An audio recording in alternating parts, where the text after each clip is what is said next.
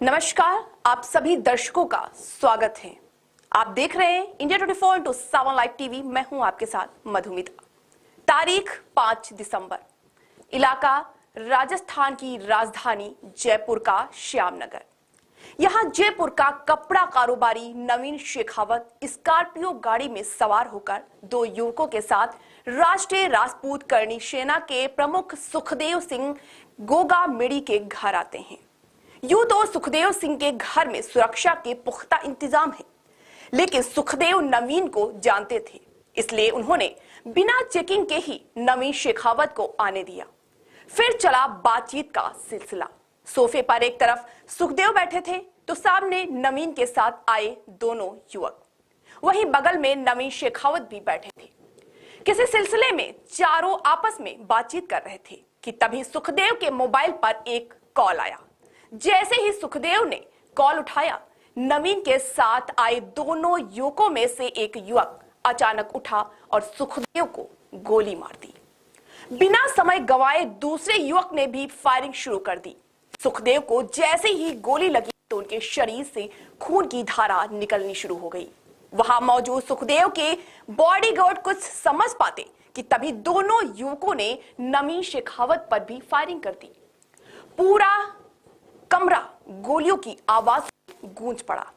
Firing के दौरान गोगामेड़ी के गार्ड ने उन्हें बचाने की कोशिश भी की, लेकिन बदमाशों ने उस पर भी फायरिंग कर दी।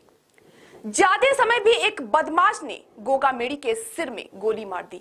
फिर दोनों बदमाश वहां से भागने लगे।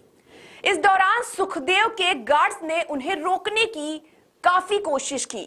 बदमाशों ने उस पर भी फायरिंग कर दी, जिस कारण गार्ड अजीत भी गंभीर रूप से घायल हो गया। फायरिंग के बाद दोनों बदमाश दौड़ते हुए एक गली से निकले और एक कार को रोकने की कोशिश की। वो चाहते थे कि उस कार में सवार होकर वो वहां से कहीं दूर भाग जाएं। कार सवार को उन्होंने दूर से ही पिस्तौल दिखाई ताकि वो गाड़ी को रोक दे, लेकिन कार सवार ने गाड़ी नहीं रोकी और वहां से वह तेजी से निकल गया। इसके बाद बदमाशों ने अपने निशाने पर लिया स्कूटी सवार को। उन्होंने सोचा कि अगर ये मौका हाथ से गया तो शायद वे पकड़े जाएंगे। उन्होंने फिर स्कूटी सवार को गोली मार दी, जिसके बाद वो भी घायल हो गया। जिसके बाद बदमाशों ने उसकी स्कूटी ली और उसमें सवार होकर वहां से रफू चक्कर हो गए। वहीं खून से लथपथ हालत में सोफे पर पड़े गोगामेड़ी को इलाज के लिए तुरंत मेट्रो मास अस्पताल में ले जाया गया, लेकिन तब तक काफी देर हो चुकी थी। डॉक्टरों ने उन्हें मृत घोषित कर दिया। खबर फैली तो पूरे राजस्थान में हंगामा मच गया। सूचना मिलने पर श्यामनगर थाना पुलिस भी मौके पर पहुंची। गोगामेड़ी के संगठन से जुड़े लोगों ने अस्पताल के बाहर विरोध प्रदर्शन शुरू कर दिया। उन्होंने पीड़ितों के लिए न्याय की मांग करते हुए मानसरोवर में सड़कें अवरुद्ध कर दी। जयपुर में हुए इस हत्याकांड की सारे देश में, पूरे देश में चर्चा है। जयपुर के police commissioner Biju George Joseph ने इस केस पर तुरंत एक्शन लेने को कहा। घटनास्थल पर पुलिस फोर्स के साथ कई आला अधिकारी भी पहुंचे। छानबीन शुरू हुई तो पुलिस ने सुखदेव के घर से सीसीटीवी बरामद किया, जिसमें पूरी वारदात देखी गई। कैसे बदमाशों ने 20 सेकंड के अंदर सुखदेव को 6 गोलियां मारी तो वहीं नवीन को भी गोली मारकर मौत के घाट उतार दिया। हत्यारे नवीन के साथ जिस स्कॉर्पियो गाड़ी में सवार होकर आए थे वो भी वहीं थे। पुलिस वालों ने उस कार से एक बैग, शराब की बोतल और खाली गिलास बरामद किए। घटना के बाद एफएसएल टीम की मदद से फायरिंग वाली जगह पानी यानी मौका ए वारदात से तमाम तरह के सबूत इकट्ठा किए गए। उधर राजस्थान में ये बात आग की तरह फैली। राजपूत समाज समेत कई लोगों और संगठनों में इस हत्याकांड को लेकर बवाल मचने लगा। जयपुर के जिस अस्पताल में सुखदेव सिंह ने आखिरी सांस ली, उसके बाहर समर्थकों ने प्रदर्शन किया। आगजनी की ओर बस में ताबड़तोड़ करने की कोशिश की। सीकर शहर बंद कर दिया गया। सोशल मीडिया पर जब इस घटना के वीडियो और फुटेज सामने आए तो जयपुर शहर में हंगामा होना शुरू कर दिया। धीरे धीरे जयपुर, सीकर, बरा, चूरू, नागौर समेत कई शहरों से आगजनी की खबरें सामने आने लगी। जयपुर में ए श्रेणी की नाकाबंदी कराई गई। पुलिस पर भी फरार आरोपियों को पकड़ने का दबाव बनने लगा, तो इसी बीच फेसबुक पर एक ऐसा पोस्ट आया जिससे और ज्यादा बवाल मच गया। ये पोस्ट था गैंगस्टर रोहित गोदारा के नाम से।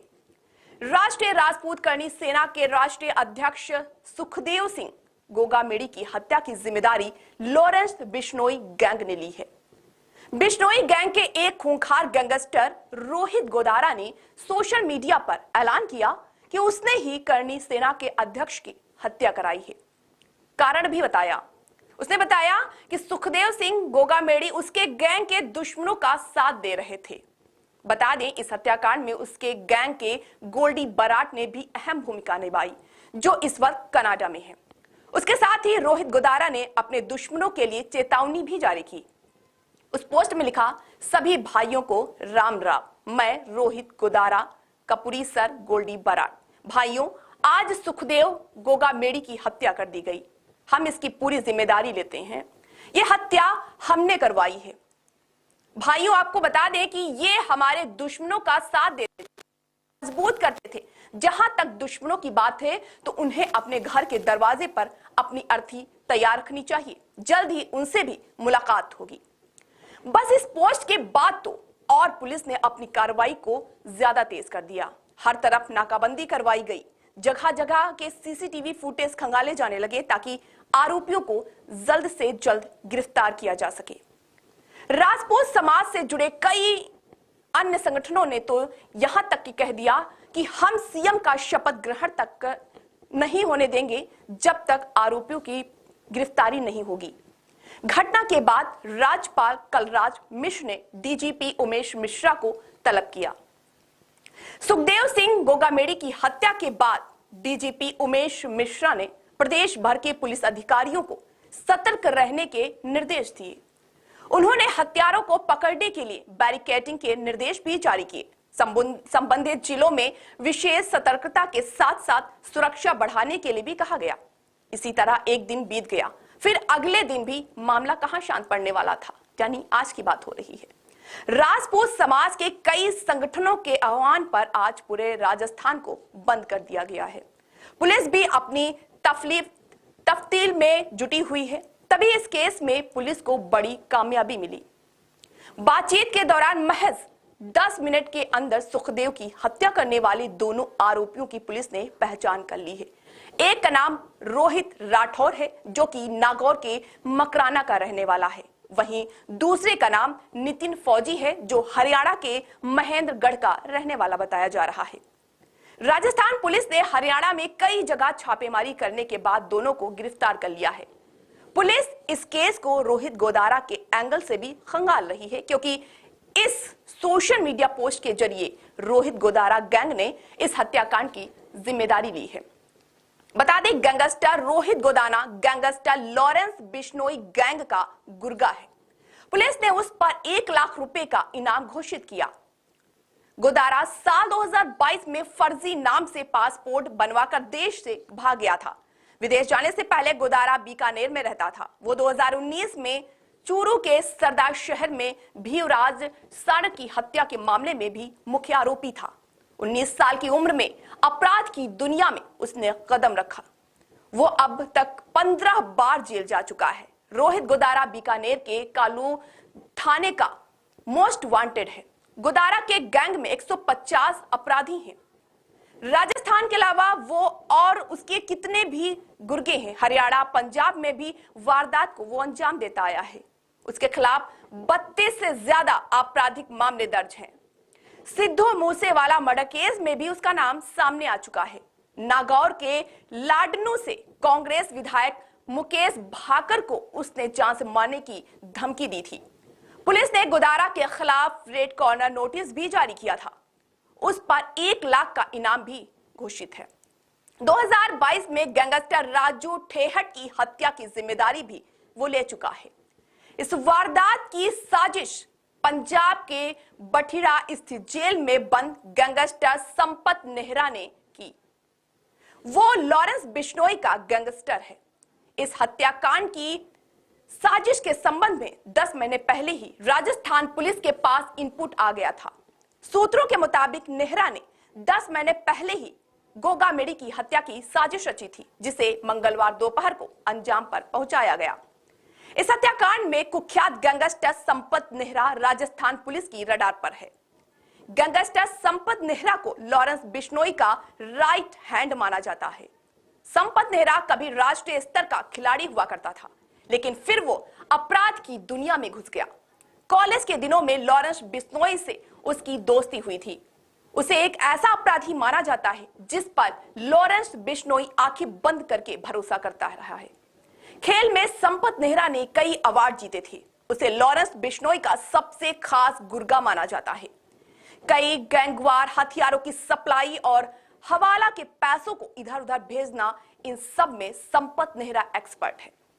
इसी साल फरवरी के महीने में पंजाब पुलिस के खुफिया विभाग ने राजस्थान पुलिस को सुखदेव सिंह गोगा मेडी की हत्या की साजिश को लेकर पत्र भेजकर अलर्ट किया था, लेकिन इनपुट होने के बावजूद राजस्थान पुलिस सुखदेव सिंह की सुरक्षा पर खास ध्यान नहीं दिया था। स्पेशल डीजी पंजाब ने डीजीपी राजस्थान को यह पत्र लिखा था। सूचना पर एटीएस डीआईजी ने एडीजी इंटेलिजेंस को भी पत्र लिखा था। सुखदेव सिंह गोगा मेडी खुद भी गहलोत सरकार से सुरक्षा की मांग करते रहे। राजस्थान अभी भी सुखदेव गोगा मेडी की हत्या से दहला हुआ है। आखिर कौन है सुखदेव गोगा मेडी और क्या है करणी सेना का इतिहास, आइए जानते हैं। सुखदेव सिंह गोगा मेडी राजपूत समुदाय के मजबूत नेताओं के नाम में आते हैं। उनकी हत्या होने से पहले वो राजस्थानी संगठन श्री राजपूत करणी सेना के अध्यक्ष थे। उन्होंने करणी सेना 2013 में ज्वाइन की थी। तब से अब तक इस संगठन से जुड़े हुए हैं। सुखदेव सिंह गोगा मेडी का राजपूत समाज में काफी सम्मान है और युवा उनको काफी पसंद करते थे। 2017 में राजस्थान के हनुमानगढ़ जिले में एक महिला ने सुखदेव सिंह गोगा मेडी पर बलात्कार और जबरदस्ती करने का आरोप लगाया था। इस दौरान पीड़िता ने सुखदेव सिंह पर अलग अलग जगह से ले जाकर बलात्कार करने की बात भी कही थी। हालांकि बाद में पुलिस जांच में यह मामला झूठा साबित हुआ था।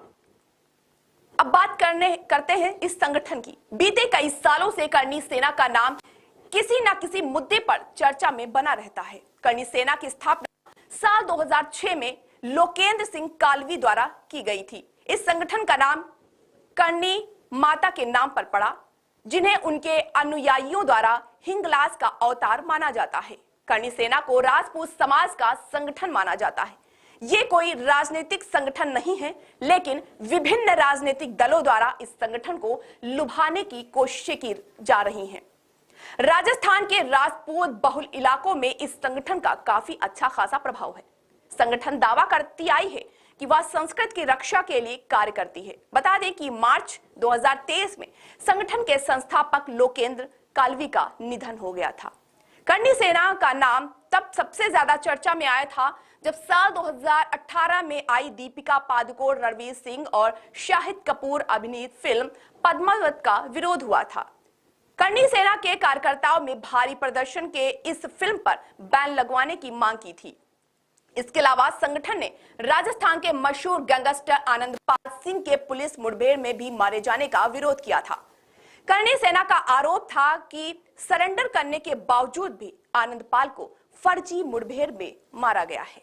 मंगलवार को जान गंवाने वाले सुखदेव सिंह गोगा मेडी बीते लंबे समय से करणी सेना से जुड़े हुए थे। हालांकि संगठन के अंदरूनी कलह के कारण उन्होंने अलग होकर राष्ट्रीय राजपूत करणी सेना के नाम से एक अलग संगठन बना लिया।